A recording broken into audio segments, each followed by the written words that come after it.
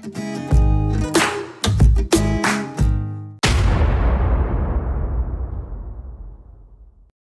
इसको पाने में बाधाएं क्या हैं?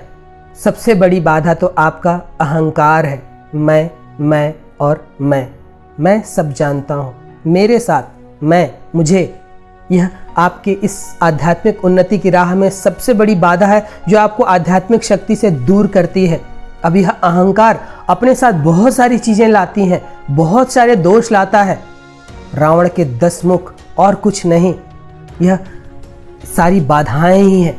जब व्यक्ति 10 मुखी हो जाता है तब वह उस आध्यात्मिक शक्ति को ठीक ढंग से नहीं पा सकता। अब इस 10 मुख में काम है, क्रोध है, लोभ है, अहंकार है, हिंसा है, दूसरों की चुगली करनी है, दूसरों के बारे में बातें करने, दूसरों पर ध्यान देना है। बहुत सारी बाधाएं हैं। आपको इसको एक सद्गुरु के पास बैठकर समझना होगा कि इस आध्यात्मिक शक्ति की राह में बाधाएं क्या क्या आ सकती हैं। जब आप हिंसक दृश्य देखते हैं तब यह बहुत बड़ी बाधा है, क्योंकि आपके जीवन में प्रेम चाहिए जो आपको मौन कर सके। लेकिन जब आप हिंसा में देखते हैं, हिंसा को करते हुए देखते हैं, हिंसा करते हैं, हिंसक सोच लाते हैं, यह इस राह में बाधा है। जब आप कामुकता भरा जीवन, वासनामयी जीवन बिताते हैं, जब आप अश्लील दृश्य देखते, पढ़ते, सुनते हैं, तब यह आपके जीवन में बाधाएं लाती है। यह आध्यात्मिक शक्ति से आपको दूर करती है, आपके प्रारंभ के 2 चक्रों को दूषित करती है। और प्रारंभ के 2 चक्र ही दूषित हो गए तो यात्रा कैसे प्रारंभ हो सकती है? जब आप क्रोध में रहते हैं तब यह आपके पहले चक्र को दूषित करती है। जब आप हिंसक दृश्य देखते हैं तो आपके यह 4थे चक्र साथ में पहले चक्र को दूषित करती है। फिर यात्रा कैसे संभव हो सकती है? तो इस राह में अगर आप हैं और आध्यात्मिक शक्ति को अपने भीतर खूब ज़्यादा चाहते हैं तब हिंसक दृश्य, अश्लील दृश्य से दूर हो जाइए। और जैसे इससे दूर होते हैं आपके भीतर का क्रोध कम हो जाएगा। फिर इस मार्ग में बाधाएं और भी हैं। आपका अधिकांश समय दूसरे क्या कर रहे हैं, दूसरे के जीवन में क्या हो रहा है, ताका झाकी में बहुत जाता है।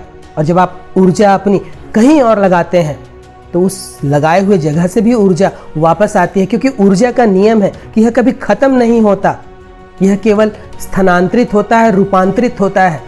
तब जब आप अपना ध्यान ऐसे व्यक्ति, ऐसी घटनाओं पे ले जाते हैं जहां से आपके भीतर दोष आते हैं, आपको इससे भी बचना होगा।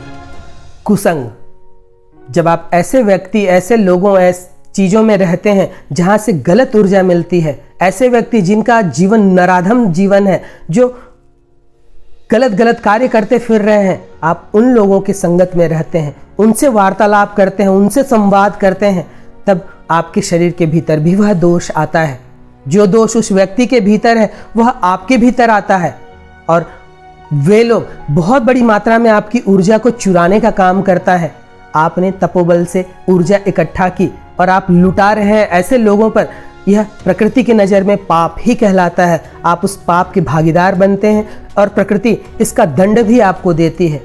तब आप इन चीज़ों को समझना होगा कि क्या क्या इस राह में बाधाएं हैं। एक सद्गुरु के पास बैठना होगा। कई सारी ऐसी पुस्तकें लिखी जा चुकी हैं जो सद्गुरुओं ने लिखी हैं।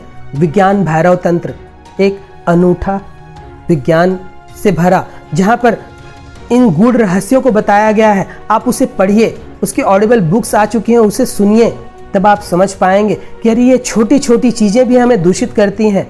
एक अच्छे सद्गुरु के सानिध्य में रहिए, वह आपको मार्गदर्शित करेंगे कि क्या गलत है, क्या सही है, क्या करना है जीवन में, क्या नहीं करना है। आपको उसे समझना होगा।